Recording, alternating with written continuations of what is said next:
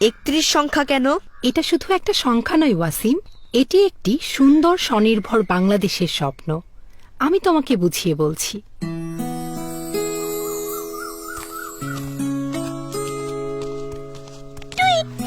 ওহে আগামীর স্বপ্ন সারথি, এই 31টি ফল বিএনপির আদর্শ এবং আগামীর বাংলাদেশকে প্রতিনিধিত্ব করে। আমরা কি তাদের সাথে সহযাত্রী হতে পারি? অবশ্যই। ওয়াসিম, শুনেছ বিএনপি বলেছে সংবিধান সংস্কার কমিশন গঠন করবে। তুমি কি জানো এটা কিভাবে আমাদের জীবন পাল্টাবে? আসলেই কি হবে? তোমরা বোকা নাকি? সংবিধান সংস্কার মানে হলো জনগণের অধিকার পুনঃপ্রতিষ্ঠা করা হবে। সংবিধান সংস্কার হলে ন্যায় বিচার, সবার সমান সুযোগ ও অধিকার প্রতিষ্ঠিত হবে। তাই নাকি? তাহলে কি এটা মানে সবার ভোটের অধিকার সুরক্ষিত হবে? গণতান্ত্রিক ব্যবস্থা ঠিক করার জন্যই এই উদ্যোগ।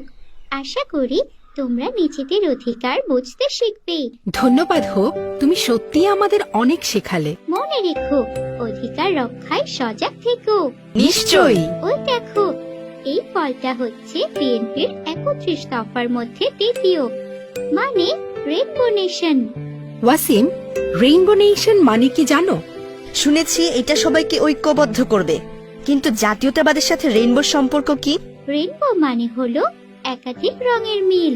ঠিক যেমন আমাদের দেশে সকল ধর্ম ও গোত্রের মানুষ একসাথে বাস করে। বুঝেছি, এটা বৈষম্যহীন ও সম্প্রীতিমূলক সমাজ করার কথা বলছে। বাংলাদেশের জাতীয়তাবাদ মানে সবার জন্য সমান অধিকার আর একসাথে এগিয়ে চলা। তাহলে রেইনবো নেশন হলো ঐক্যের প্রতীক। মনে রেখো, একতা আর সম্প্রীতি জাতির শক্তি। প্রথম কথা হচ্ছে গণতন্ত্রের কথা।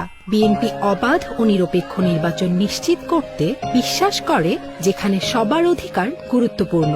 তাহলে সবাই তাদের নেতা বেছে নেওয়ার সুযোগ পাবে। ঠিক বলেছ বন্ধু। ওয়াসিম, শুনেছ বিএনপি বলছে কেউ পরপর 2 বারের বেশি প্রধানমন্ত্রী হতে পারবে না। কিন্তু এতে দেশের জন্য কি উপকার হবে? জানো, একই মানুষ বারবার ক্ষমতায় থাকলে স্বেচ্ছাচারিতা ও একচেটিয়া শাসন ব্যবস্থা বাড়ে। তাই নাকি? তাহলে 2 বারের মেয়াদ কিভাবে পরিবর্তন আনবে? এটা নতুন নেতৃত্বের সুযোগ তৈরি করবে আর গণতন্ত্র হবে আরো শক্তিশালী। এই কথা ঠিক।